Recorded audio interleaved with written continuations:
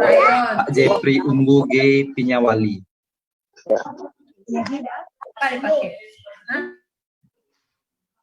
Beliau sini menyampaikan terkait dengan materi guru unggul di Indonesia Maju. Rata-rata guru yang ada di daerah terpencil hampir 75% belajar dari alam. Nah, ini mungkin sedikit bertolak belakang. Kemudian karena keterbatasan teknologi, sehingga siswa di kota yang sudah belajar lebih maju menggunakan IT, ini terjadi kesenjangan dan menerima pengetahuan dengan skill guru dengan berbagai keterbatasan. Dan harapannya mungkin memberikan kiat-kiat khusus terkait dengan keberadaan guru di daerah terpencil dengan semangat dan mengembangkan tanggung jawabnya. Terima kasih. Mohon tanggapannya Bapak Irdi. Terima kasih.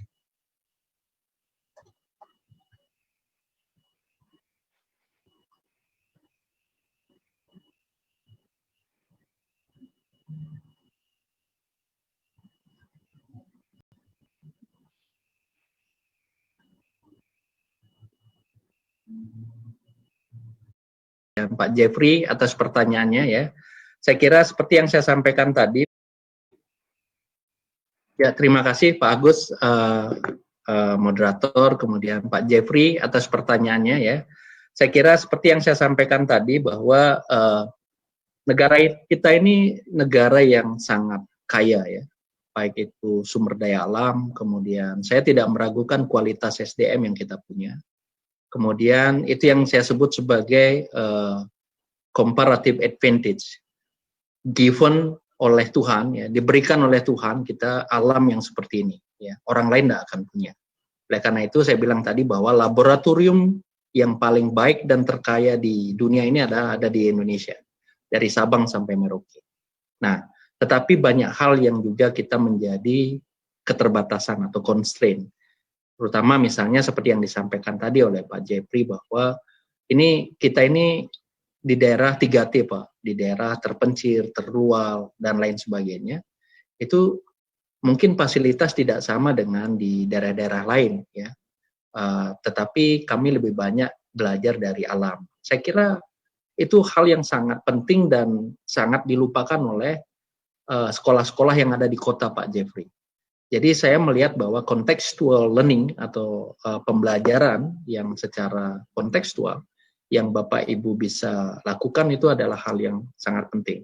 Tetapi juga tidak menampilkan bahwa teknologi pun harus kita adopsi. Ya. Bapak Ibu kalau memiliki infrastruktur yang baik, Bapak Ibu bisa searching kemana-mana tentang informasi, tetapi itu tidak dimiliki oleh saudara-saudara kita yang mungkin berada di daerah terpencil. Tetapi mereka belajar sesuatu yang mungkin tidak dimiliki oleh orang-orang lain yang ada di kota besar. Ya. Jadi Bapak Ibu, saya sangat yakin ya, ketahan malangan atau sustainable dari anak-anak yang hidup seperti itu akan lebih survive suatu saat nanti dibandingkan anak-anak yang tidak mengalami hal tersebut. Dan tidak usah berkecil hati Pak Jeffrey, saya kira, nah itu yang saya sampaikan bahwa pendidikan ini bukan tanggung jawab Bapak Ibu semata sebagai seorang guru. Ya, pendidikan ini juga tanggung jawab orang tua, tanggung jawab masyarakat secara luas dan pemerintah. Ya, berbagai kebijakan, berbagai fasilitasnya harus kita bangun secara bertahap. Nah, oleh karena itu saat ini banyak program-program yang dijalankan oleh pemerintah Pak Jeffrey. Jadi ada mungkin masih dalam perdebatan, ada namanya program organisasi penggerak, kemudian guru penggerak, ya, kepala sekolah penggerak, dan lain sebagainya. Dan harapan saya itu bisa berjalan sesuai dengan konsep yang mereka inginkan. Ya. Jadi sesuai dengan konsep yang mereka inginkan.